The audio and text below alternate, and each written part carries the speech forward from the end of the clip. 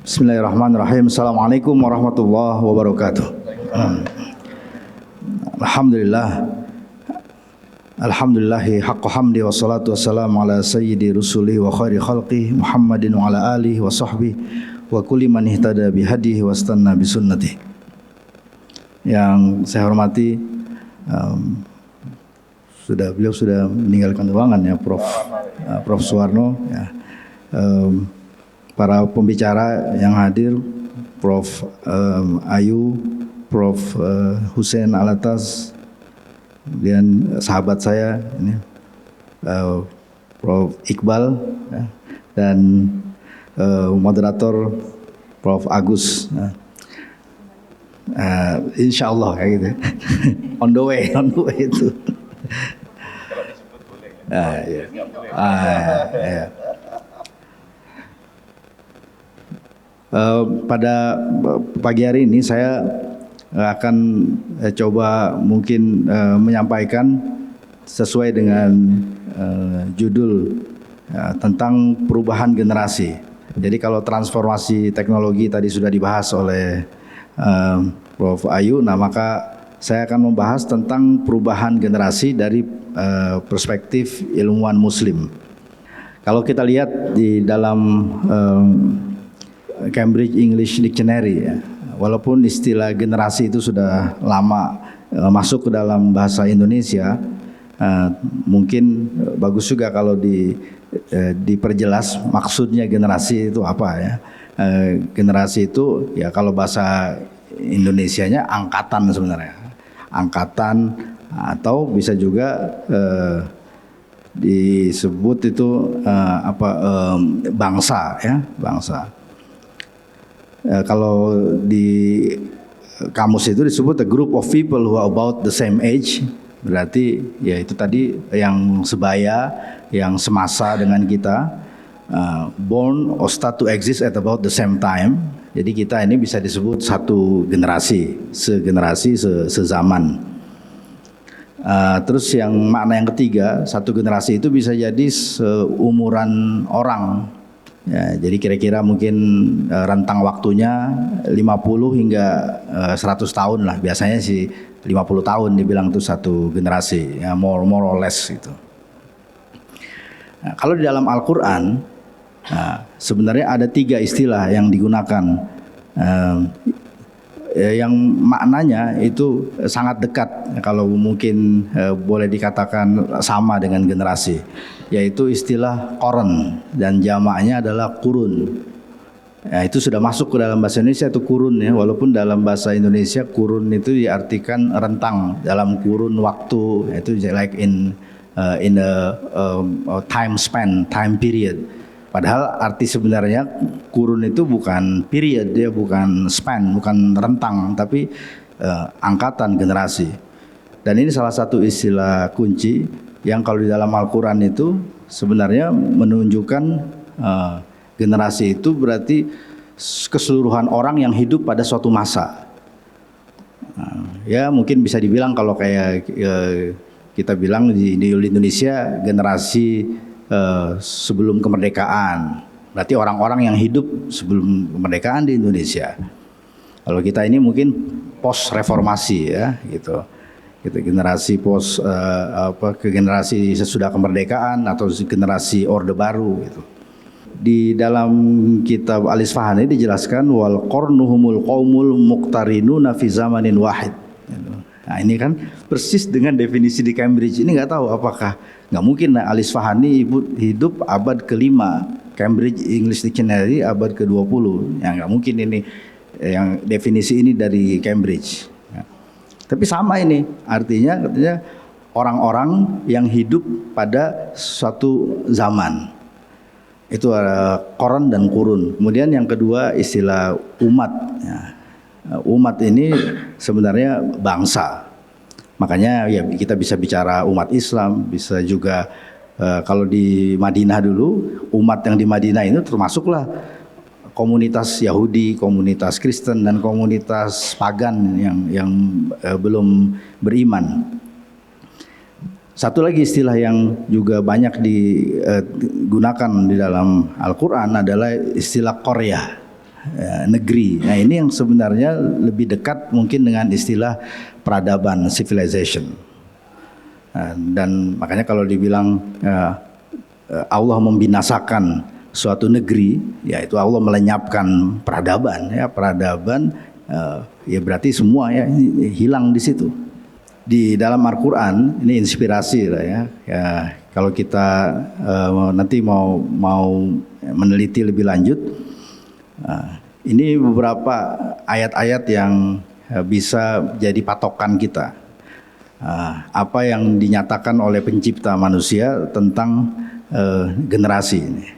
Yang pertama itu di surah Al-Qasas. Jadi ada generasi populasi umat manusia di suatu negeri, suatu negara itu diberikan umur yang panjang. Tatawala alaihimul umur. Kemudian diberikan kesempatan untuk establish ya, untuk membangun peradaban yang kuat, mungkin sampai beberapa ratus tahun gitu. Ya seperti Turki Utsmani itu kan 700 hingga 800 tahun. Makkannahum malam numakkil lakum.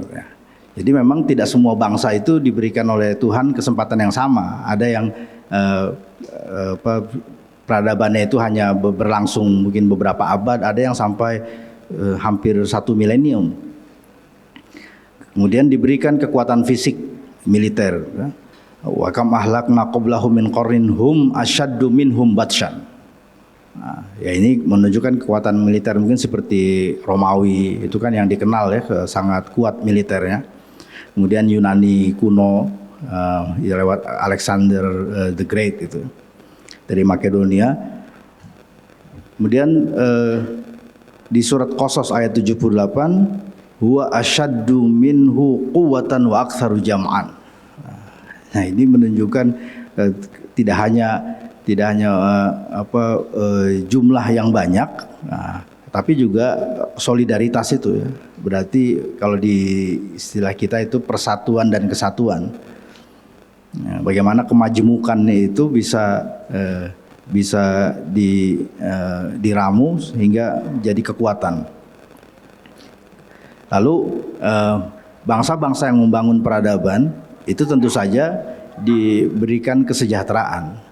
Memang ilusinya seolah-olah tuh kesejahteraan, kemakmuran, kekayaan itu kita yang mendapatkan. Kita kadang merasa begitu ya.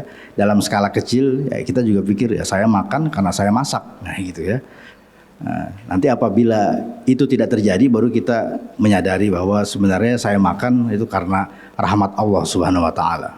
Nah, ini qaryatin batirat ma'isyataha. Untuk prosperity. Kemudian nyaman bepergian, ini mobilitas barang, mobilitas ya seperti zaman sekarang, walaupun kita merasakan juga bahwa sebenarnya mobilitas itu yamshuna fi masakinihim is not something taken for granted. Waktu ada PKPM ya, yang pembatasan PPKM ya, pergerakan itu.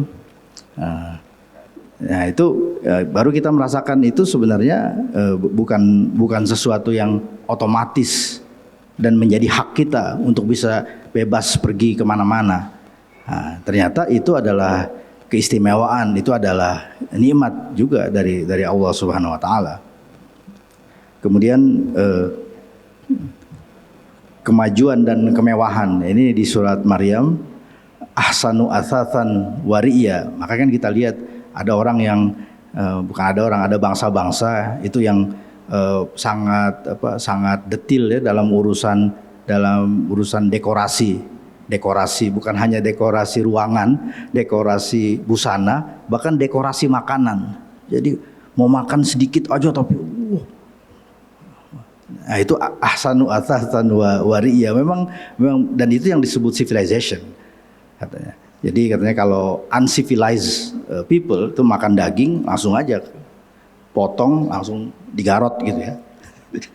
Dicokot aja. Tapi kalau yang civilized itu pakai pisau, pakai garpu, kemudian dibakar dulu, ada goreng dan sebagainya, itu civilized nation.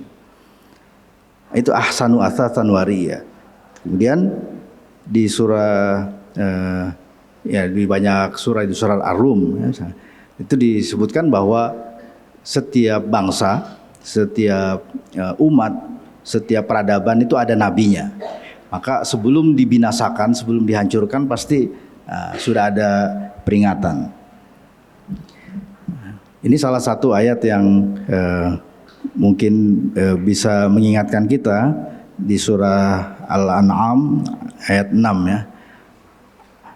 Alam yarau kam ahlakna min qablihi min qarnin makkannahum fil ardi ma lam numakkil lakum wa arsalna as-samaa'a 'alaihim midrara wa ja'alna al-anhara tajri min tahtihim fa ahlaknahum bi dzunubihim wa ansha'na min ba'dihim qarnan akharin. Kita mau bicara tentang perubahan generasi, perubahan mungkin bisa dibilang peta ya, panggung sejarah dunia. Apakah mereka tidak memperhatikan berapa banyak generasi umat manusia yang telah kami binasakan sebelum mereka? Ya, sebelum kita muncul kan sudah ada bangsa-bangsa sebelum ini ya, Wangsa Shailendra dan kerajaan-kerajaan Majapahit, Sriwijaya. Ya, tinggal 8 menit lagi ya.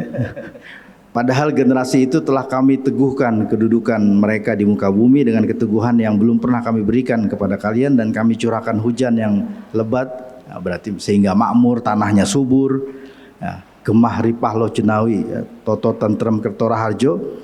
Tapi kemudian kami binasakan mereka karena dosa mereka sendiri. Ini ahlaknahum bidzunubihim. Kalau di surat yang paling mungkin lebih familiar dengan kita itu di juz amma, fadam dama alaihim rabbuhum bidzambihim, ya, dengan dosa mereka. Lalu sesudah mereka lenyap, kami ciptakan generasi baru yang beda dengan mereka. Jadi itu urusan mengganti generasi itu urusan yang mudah ya sebenarnya. Nah, kalau kita teliti ayat-ayat yang bicara tentang bagaimana suatu generasi, suatu peradaban itu dilenyapkan oleh Tuhan, kita temukan ini adalah faktor-faktor internalnya ya. Yang pertama itu bangsa, masyarakat penduduknya zalim. Wa ma kunna muhlikil qura illa wa ahluha zalimun. Zalim itu berbuat salah, berbuat curang. Nah, kemudian berdosa, melakukan dosa, dan ya mungkin dia rasa itu kalau Tuhan ada, tentu Tuhan sudah menghabisi saya, kira-kira begitu ya. Sering argumennya. Kadzabu bi ayati rabbihim, nggak percaya dengan firman Tuhan pada nabi, pada rasul, fa ahlaknahum bidzunubihim. Maka kami binasakan, kami lenyapkan karena dosanya. Kemudian musrifun wa ahlaknal musrifin, ini melampaui batas. Jadi ya kebangetan ya. Jadi kan biasa tuh ada istilah orang Melayu itu ya, berpada-pada. Sebenarnya nakal boleh, tapi ya jangan terlalu nakal. Kemudian fasik, fahal yuhlaku ilal qaumul fasiqun. Kemudian membuat kerusakan. Ya, membuat kerusakan ini bukan merusak fasilitas umum, tapi kalau di dalam Al-Quran itu LGBT itu membuat kerusakan, homoseksual itu membuat kerusakan. Jadi berbuat dosa itu membuat kerusakan, melakukan kejahatan itu berbuat kerusakan. Curang dalam berekonomi itu membuat kerusakan. Jadi dosa yang dimaksud ini bukan hanya dosa kepada Tuhan, tapi dosa ekonomi, dosa politik, dosa pendidikan. Kalau sekarang ini mungkin dosa teknologi ya. Kemudian mutrafun, wa idza aradna an nuhlika qaryatan amarna mutrafiha fafasaku fiha. Jadi memang kelihatannya seperti faktor internal, tapi sebenarnya faktor eksternal juga ya. Jadi katanya apabila Allah ingin menghabisi suatu negeri, biasanya orang-orang yang di situ bermewah-mewahan, juragan-juragannya itu akan berbuat fasik. Penguasa-penguasanya akan berbuat fasik. Kemudian kafir sudah jelas, ma'amanat qablahum min qaryatin ahlaknaha afahum yu'minun. Kemudian berbuat jahat, mujrimun. Kemudian menindas. Makanya kan sampai ada yang membuat pernyataan pemerintah yang adil kepada rakyatnya bisa jadi lebih langgeng daripada pemerintah yang zolim walaupun dia beragama Islam, walaupun itu salah ya, tidak mungkin. Harusnya kalau beriman ya tidak zolim ya, tidak menindas. Kemudian sombong, angkuh dengan kekuasaannya seperti Fir'aun, atau bersikap masa bodoh, ghafilun ya, tidak, jadi mengabaikan peringatan dan sebagainya. Di surah Ali Imran ayat 140 itu dikatakan bahwa generasi itu memang disilih bergantikan oleh Tuhan ya. Kemudian saya periksa ini dari tafsir Imam Ar-Razi. Beliau menjelaskan itu tentang bagaimana dipergilirkan itu. Ini katanya antara orang kafir, peradaban orang beriman dengan peradaban orang yang tidak beriman. Kata beliau, sebenarnya Allah tidak pernah menolong orang kafir. Jadi kalau sekarang mungkin sering ada, saya pernah ditanya itu waktu di Palu, Pak katanya, kalau kita mau bangga dengan Islam, apanya yang dibanggakan? Peraih katanya hadiah Nobel itu kebanyakan bukan orang Islam. Orang Islamnya hanya 2 orang katanya. Ya, kata dia. Terus kita dengar juga lah banyak yang sering jadi merasa inferior. Nah, kalau jawabannya dari Imam Fakhruddin Ar-Razi, ini beliau mengatakan, pertama, annahu ta'ala law shaddadal mihna 'alal kuffar fi jamil awqat wa azalaha 'anil mu'minin fi jamil awqat la hasala ilmu tirari bi anal iman haq wa masiwahu batil. Kenapa Tuhan memberikan kesejahteraan, memberikan kemenangan kepada orang kafir juga? Maksudnya kenapa kemenangan, kesejahteraan, kehebatan itu tidak diberikan hanya kepada orang beriman saja? Kata beliau, kalau hanya orang beriman yang sejahtera, yang menang, yang kuat, orang kafir tidak, maka sudah cukup jelas. Maka orang tidak ada yang mau kafir, karena takut kalah. Takut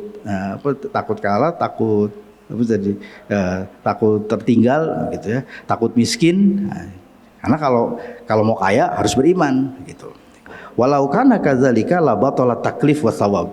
Tapi kalau demikian halnya ternyata jadi tidak perlu ada kewajiban dan tidak perlu ada balasan dosa neraka dan pahala surga. Maksudnya kalau beriman dan kufur itu sudah jelas. Yang kedua, al-mu'min qad yaqdumu ala ba'dil ma'asi. Orang beriman itu kadang-kadang juga melakukan kesalahan, melakukan maksiat. Fayakunu indallah tasydidul minha alaihi fid dunya adaban lahu. Maka kalau orang beriman itu kalah, orang beriman itu menderita, itu bisa jadi adalah hukuman buat dia atas kesalahannya. Terus yang ketiga, wa anna ladzatid dunya wa alamiha ghairu baqiyah. Kalaupun orang beriman itu menderita, kalah, itu tidak akan selama-lamanya. Maksudnya karena dunia ini, kehidupan ini juga memang sementara. Nah, jadi kata beliau memang sengaja dibuat begitu. Jadi jangan kita pikir karena orang Islam itu kalah maka Islam salah. Nah, ini yang poin yang terakhir sekali tentang pergantian generasi. Nanti bisa dibaca melalui di PDF-nya ya. Kata Ibnu Khaldun, generasi itu ada 3 secara umum ya. Walaupun itu mungkin ini 3 tipenya. Walaupun mungkin satu tipe itu bisa 2 atau 3 generasi, artinya mungkin 150 tahun, bisa 10 tahun. Kalau 10 generasi berarti 500 tahun. Ini siklusnya. Jadi kita bilang generasi itu ada yang pertama disebut tradition builders, pembangun, ini founding fathers. Yang kedua tradition keepers, itu yang melestarikan, yang melanjutkan. Nah, habis. Yang ketiga tradition losers. Ini salah ini ya. O-nya harusnya 1 ya, tradition losers. Itu yang meninggalkan dan akhirnya menyebabkan keruntuhan suatu peradaban, suatu kerajaan, suatu pemerintahan, suatu negara. Nah, kita ini tinggal pilih, kita mau menjadi apa? Kalau kita misalnya Indonesia ini sebagai peradaban, kita bukan founding fathers, kita bukan generasi pertama. Kita kemungkinannya adalah generasi kedua atau generasi ketiga. Kalau generasi ketiga, kita yang akan menyebabkan Indonesia ini akan lenyap. Kalau kita generasi kedua, mungkin Indonesia masih akan bertahan sekian puluh atau ratus tahun lagi. Terima kasih. Wassalamualaikum warahmatullahi wabarakatuh. Waalaikumsalam.